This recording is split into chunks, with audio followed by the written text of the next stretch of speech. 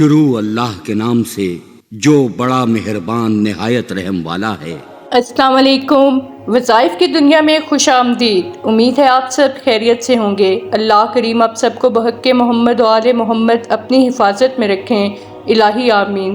12 ربیع الاول کا خاص عمل۔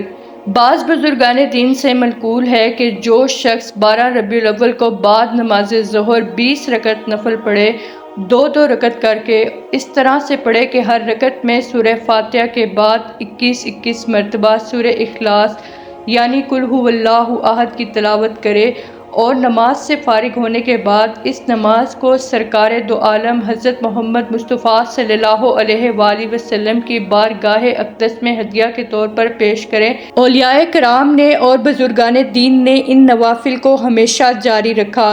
ان نوافل کو ہمیشہ پڑھنے سے حضرت محمد مصطفیٰ صلی اللہ علیہ وآلہ وسلم کی زیارت نصیب ہوتی ہے اور پروردگار عالم جنت الفردوس میں اعلیٰ مقام عطا فرماتا ہے۔